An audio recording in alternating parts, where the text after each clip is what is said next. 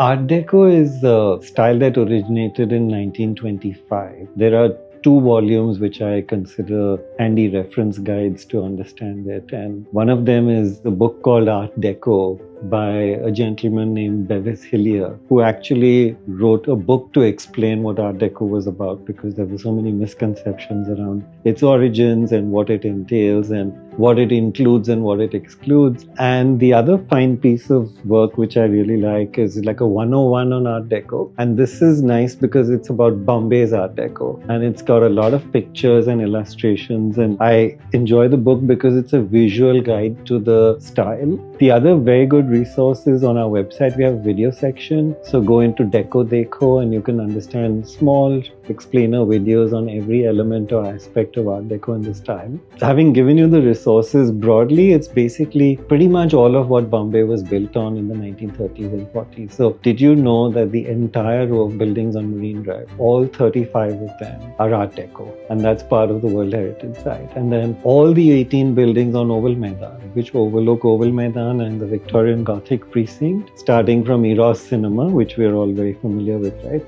are all Art Deco buildings, and they're of outstanding quality compared with any best in the world. The entire neighborhood of Matunga is Art Deco. Shivaji Park is Art Deco. Large parts of Muhammad Ali Road are Art Deco. So it's essentially a reinforced concrete building, which means it's made of cement. It has a streamlined form, it has balconies, it has streamlining, it has either very clean lines, it has some ornamentation on it. So you'll see, bas relief, or you'll see a flower, or you'll see some religious expressions. It's a style that was climate responsive, that was very designed for Bombay's wet climate, for the hot climate, for humid climate. The more you look out for it, the more easily you recognize it and spot it.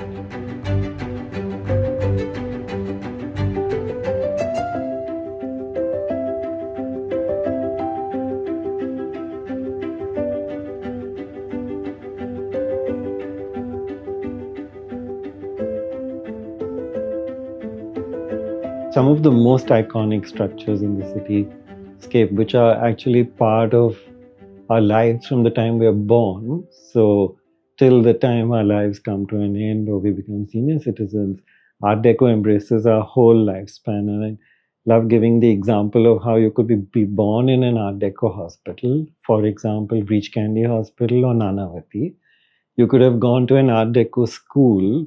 Don Bosco in Matunga is a fine example of that. You could have then gone on to college and studied at Government Law, which is another beautiful Art Deco building. And then you could have worked in the Fort District in a bank like HSBC at Fort, which is an Art Deco property, or the Lakshmi Insurance Building, New India Insurance Building. And then in your free time, you could have gone to Liberty Cinema or Eros or Regal, the picture palaces of Bombay, as we call them, for enjoyment. Or you could have gone to a club for a social evening if you had the privilege of being a member, and you could have enjoyed the Cricket Club of India, which is a fine example of Art Deco. The first one is to just make people aware of the significance of the style in which they have enjoyed a certain lifestyle for so many years. And by enabling them to do that, to appreciate the style and what it gives them, not just in terms of architecture as a built form, but socially, culturally, open spaces, balconies, high ceilings, cool floors, there was a whole lifestyle. So that's one part. And then that automatically enables a sensitization which enables them to want to preserve it or to make informed decisions that, yes, I do want to maybe change a few things, but I can do it sensitively. Or if I have to make a decision to let this property go, I'm making a very informed choice. And I think that's what we really want to do. Photo documentation and creating an inventory of properties that are Art Deco in Mumbai was a long-standing dream of mine. And I realized that there was some work done around it, but it was all in silos, and nobody was sharing the information, and these silos remained independent from each other. Many were not accessible or public. And I knew that we were a significant world site for Art Deco. Just how big was only to be established by actually knowing how many buildings we have in that style. And interestingly, nobody has ever done that. So we've spent 6 years literally going up and down the entire city, navigating neighborhood by neighborhood from South Bombay, moving up northwards all the way up to Chembur, and actually photo documenting and creating architectural descriptions and panels for every single building. It's laborious, tedious, a lot of hard work and grit. And today we have 1,300 odd Art Deco buildings that are documented. And I like to think that that's one of the largest ensembles in the world. So it is ongoing work, our documentation, and it continues. It will now again pick up post the monsoons for 24-25. Obviously, the number of buildings is going to reduce, and the number of neighborhoods we have to cover is fewer because we've done so much already. But it is an ongoing exercise. And we did add Pune because, it's kind of like an urban expansion of Mumbai in a sense. And there are people who live in both cities, they work in each other's cities, and there's a floating population that moves across them. So we have initiated that exercise, and Pune's Art Deco heritage is incredibly rich and very Swadeshi, if I can call it that, with a lot of Indian representation in the style. It's been so heartwarming because people are friendly, people are curious, people are welcoming. And when they find out what you're doing, they step back and look at their own building and say, oh my God, that's so cool. I've lived here 32 years and I didn't know this was, an architectural style and a feature. We had a student who went to HR and KC College and he came on our oval walk and he said, I'm so upset with myself. I came here for 4 years of my life every single day and I never knew that this existed till I've seen it on this walk. And then you have other responses where people are wary, who are you? Why are you moving around with a camera? What are you up to? But the underlying concern is, are you a builder? Are you a developer? Are you going to take my building away from me? Are you going to redevelop this property? Go away, you're a threat. That's very heartwarming. And so we've had many, many experiences. But I think Bombay's culture comes through when you walk the streets and approach people.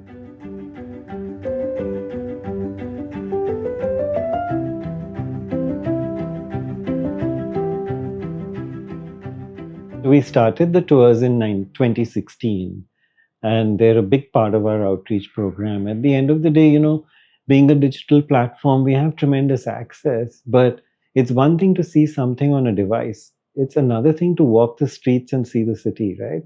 The way you respond to it, relate to it, you understand stories around the neighborhood, the cultural background, the social interactions, and then you understand the style and the architecture. So it's a rich narrative that we weave. There's a lot of history, there's a lot of imagining the city for the future. What are the choices we're making? So these are the kind of conversations that we enable through walks. And we're able to showcase different parts of the city across the north-south axis. I personally love Matunga and the Five Gardens area. I think it's probably one of the city's finest neighborhoods. It's beautifully planned, it's beautifully laid out. There's a rich green cover.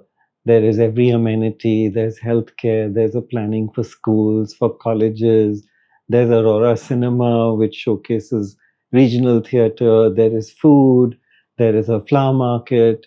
And it's all ground plus 4, ground plus 5. Of course, that's being challenged now because we're seeing so much redevelopment. I think I like to uh, kind of emphasize the fact that there's a unique accessibility in what we do. And it's not only for architects, it's not only for students.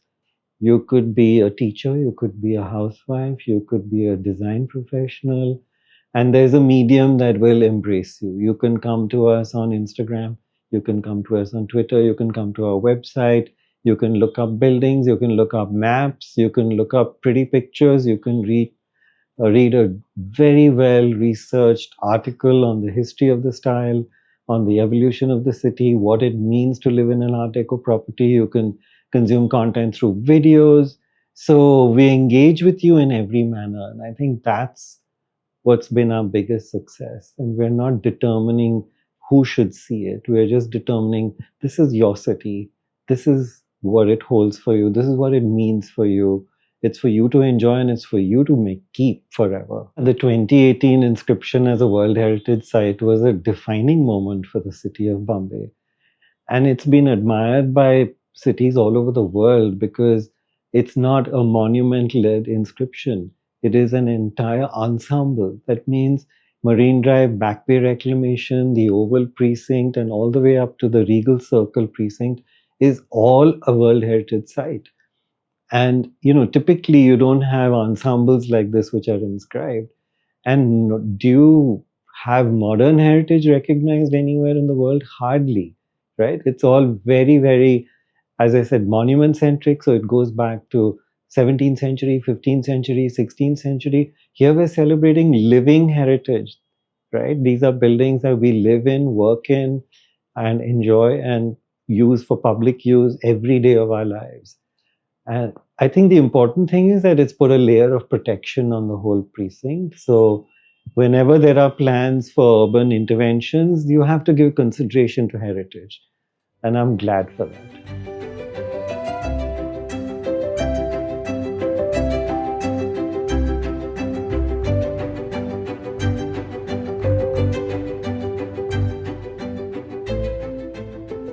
We outreach at many levels. We also have at least 4 or 5 major public events during the year.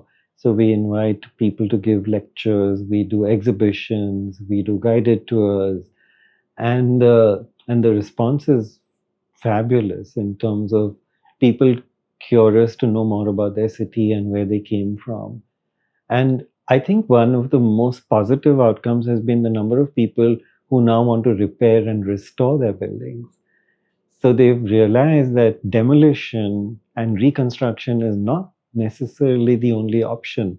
And we've positioned the fact that you can create value for your property by restoring it and maintaining it, and even that adds value to it.